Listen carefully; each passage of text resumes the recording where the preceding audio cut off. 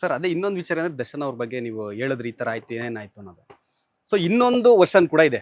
ಅಂದ್ರೆ ಅವರ ಇನ್ನೊಂಥರ ಹೇಳೋರು ಇದಾರೆ. ದರ್ಶನ್ ಅಂದ್ರೆ ದುರಂಕಾರ, ದೌಲತ್ತು, ಗೌರವನೇ ಇರಲ್ಲ, ಆ ತರ ಮಾತಾಡೋರು ಕೂಡ ಇದಾರೆ. ಸೊ ಅದ್ರ ಬಗ್ಗೆ ಏನ್ ಹೇಳ್ತೀರಾ? ಅಂದ್ರೆ ಸಹ ಕಲಾವಿದರಿಗೆ ಬೆಲೆನೇ ಕೊಡಲ್ಲ, ಯಾವ ಹೀರೋ ಆಗ್ಲಿ ಎಂತಾರು ದೊಡ್ಡವರೇ ಆಗ್ಲಿ ನೇರ ಮಾತಾಡ್ತಾರೆ, ಗೌರವನೇ ಕೊಡಲ್ಲ, ದುರಂಕಾರದಿಂದ ಮಾತಾಡ್ತಾರೆ ಅಂತ. ಇದ್ರ ಬಗ್ಗೆ ಏನ್ ಹೇಳ್ತೀರಾ? ಸರ್, ಮನುಷ್ಯನಿಗೆ ಮನ್ಸಲ್ಲಿ ಕಲ್ಮಶ ಇಲ್ಲ ಅಂತ ಅಂದಾಗ ಏನಾಗುತ್ತೆ, ಸ್ಟ್ರೈಟ್ ಆಗಿ ಮಾತಾಡ್ತಾರೆ. ನೀವು ಸರಿ ಇದ್ದೀರಾ ಅಂತ ಹೇಳಿದ್ರೆ ಸರಿ ಸರ್ ಅಂತ ಹೇಳ್ಬಿಟ್ಟಾಗ ಏನ್ ಅನ್ಸುತ್ತೆ, ಓಕೆ ನಿಮ್ಗೆ ನೀವೇನು ಅನ್ನೋದು ಅರ್ಥ ಆಗುತ್ತೆ. ಇಲ್ಲ ನಾನು ಬೇರೆಯವ್ರು ಹೇಳ್ತಾ ಇದಾರೆ ಅಂತ. ಇಲ್ಲ ಅಂದ್ರೆ ಸುಮ್ನೆ ನಾನು ನಟನೆ ಮಾಡ್ಕೊಂಡು ಸರ್ ತುಂಬಾ ಇದು ಸರ್ ನೀವು ಒಳ್ಳೆಯವ್ರಂತೆ ಅದು ಇದು ಅಂತ ಏನಾಗುತ್ತೆ, ಅದು ನಟನೆ ಆಗೋಗುತ್ತೆ. ಅವರು ಸ್ಟ್ರೈಟ್ ಫಾರ್ವರ್ಡ್ ಸರ್, ಇರೋದು ತಪ್ಪು ಅಂದ್ರೆ ತಪ್ಪು, ಸರಿ ಅಂದ್ರೆ ಸರಿ ಅಂತ ಹೇಳ್ಬಿಡ್ತಾರೆ. ಅದು ಕೆಲವರಿಗೆ ಅದು ಆಗಲ್ಲ. ಏನ್ ಹಿಂಗೆ ಸ್ಟ್ರೈಟ್ ಫಾರ್ವರ್ಡ್ ಆಗಿ ಮಾತಾಡ್ಬಿಡ್ತಾರಲ್ಲ ಅಂತ ಅನ್ಕೋತಾರೆ. ಬಟ್ ಅವ್ರ ಮನ್ಸಲ್ಲಿ ಒಳ್ಳೆ ಮನ್ಸಿರುತ್ತೆ ಸರ್, ಅವ್ರಿಗೆ ಒಳ್ಳೆ ಹೃದಯ ಇರುತ್ತೆ. ಸೊ ಅದೇ ಇನ್ನೊಂದು ಏನಂತಂದ್ರೆ ಇವಾಗ ಆ ಪ್ರಕರಣ ಸಂಬಂಧ ರಿಲೇಟೆಡ್ ಇನ್ನೊಂದು ವಿಚಾರ ಕೂಡ ಬರ್ತಾ ಇದೆ. ಏನಂತಂದ್ರೆ ದರ್ಶನ್ ಅವರು ಮುಂಚೆ ಇದ್ದಾಗ ಅವ್ರ ಜೊತೆ ಒಂದು ಪಡೆನೇ ಇತ್ತು, ಅವ್ರದೊಂದು ಗ್ಯಾಂಗ್ ಇತ್ತು.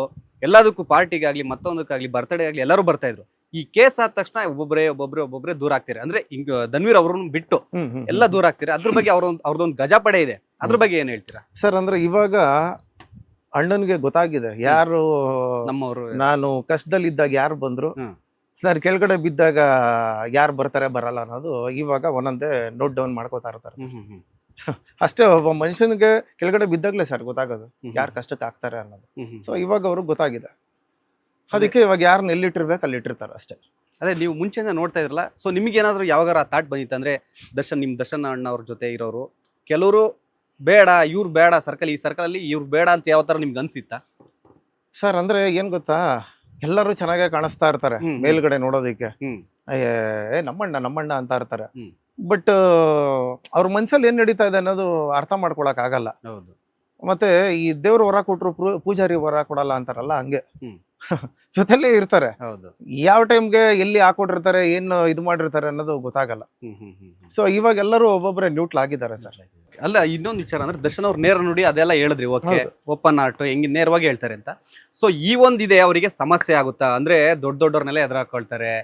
ಸೊ ಈ ತರ ಏನಾದ್ರು ಅವ್ರಿಗೆ ಮುಂದಿನ ದಿನಗಳ ಸಮಸ್ಯೆ ಆಗ್ಬೋದಾ? ಏನು ಆಗಲ್ಲ ಸರ್. ಇವಾಗ ನೆಕ್ಸ್ಟ್ ಇನ್ನೊಂದು ಸರ್, ಅದು ಒಂದು ಗ್ರಾಚಾರ ಟೈಮು ಅಂತೀವಲ್ಲ. ಇವಾಗ ನಂದು ನೋಡಿ ಟೈಮು, ಗಾಡಿ ನಾನು ಇವತ್ತರೆಗೂ ನನ್ನ ಲೈಫಲ್ಲಿ ಆಕ್ಸಿಡೆಂಟ್ ಮಾಡ್ಕೊಂಡಿಲ್ಲ. ಮನೆ ಹತ್ರ ವಾಕಿಂಗ್ ಮಾಡ್ತಾ ಇರೋವನಿಗೆ ಹಿಂದೆಯಿಂದ ಕಾರ್ ಬಂದು ಹೊಡೆದು ಬಿಡ್ತು, ಫೋರ್ಸ್ ಅಲ್ಲಿ ಬಂದು, ಅದು ರಾತ್ರಿ 10 ಗಂಟೆಲಿ. ಸೊ ಹಂಗೆ ಒಂದು ಟೈಮ್ ಅಂತ ಹೇಳ್ತೀವಿ, ಮತ್ತೆ ಇನ್ನೊಂದು ಕಣ್ದೃಷ್ಟಿ ಅಂತ ಹೇಳ್ತೀವಲ್ಲ, ಅದೇ ಬಿದ್ದಿರೋದು ಇವಾಗ ದರ್ಶನ್ ಸರ್ಗೂ ಕೂಡ. ಸೊ ಇನ್ನ ಸರಿ ಹೋಗ್ಬಿಡ್ತಾರೆ. ಇನ್ ಟೈಮ್ ಸೂಪರ್ ಆಗಿದೆ. ಏನಕ್ಕೆ ಅಂದ್ರೆ ಮೊದಲೇ ಡಿ ಅಕ್ಷರ ನಂದು, ಆಕ್ಚುಲಿ ಡಿ ಲೆಟರ್ ನಂದು ಕೂಡ. ನನ್ನ ಹೆಸರು ಆಕ್ಚುಲಿ ಒರಿಜಿನಲ್ ನೇಮ್ ದೀಪು ಅಂತ. ಮನೆ ದೇವರು ತೊಟ್ಲೆಸರು ಅಂತ ಅನ್ಬಿಟ್ಟು ಅಂಜನ್ ಅಂತ ಇಟ್ಟಿರೋದು ನನಗೆ. ಸೊ ಅದನ್ನ ನಾನು ಸಿನಿಮಾ ಇಂಡಸ್ಟ್ರಿಯಲ್ಲಿ ಅಂಜನ್ ಅಂತಾನೆ ಕರೆಯೋದು. ನನ್ನ ಸ್ಕೂಲ್ ಮೇಟ್ಸ್ ಕ್ಲಾಸ್ಮೇಟ್ಸ್ ಎಲ್ಲ ನನ್ನ ಕರೆಯೋದೆ ದೀಪು ಅಂತಾನೆ ಕರೀತಾರೆ. ಸೊ ಆ ಡಿ ಅನ್ನೋ ಲೆಟರ್ ಒಂದ್ ಸ್ವಲ್ಪ ಸಮಸ್ಯೆ ಇತ್ತು ಯಾವಾಗ ಲಾಸ್ಟ್ ಇಯರ್. ಇನ್ನು ಮುಂದಕ್ಕೆ ಸಖತ್ತಾಗಿದೆ ಸರ್, ಬೇರೆ ಲೆವೆಲ್ ಎಲ್ಲ ಇರುತ್ತೆ. ಲೇಟೆಸ್ಟ್ ಹಾಗೂ ಇಂಟ್ರೆಸ್ಟಿಂಗ್ ಸುದ್ದಿಗಳಿಗಾಗಿ ಬಾಸ್ ಟಿವಿ ಕನ್ನಡ ಚಾನೆಲ್ನ ಸಬ್ಸ್ಕ್ರೈಬ್ ಮಾಡಿ, ಹಾಗೆಯೇ ಬೆಲ್ ಐಕಾನ್ ಪ್ರೆಸ್ ಮಾಡಿ. ಇದರ ಜೊತೆಗೆ ಫೇಸ್ಬುಕ್, ಇನ್ಸ್ಟಾಗ್ರಾಮ್, ಎಕ್ಸ್ ನಲ್ಲೂ ಮಿಸ್ ಮಾಡದೆ ಫಾಲೋ ಮಾಡಿ.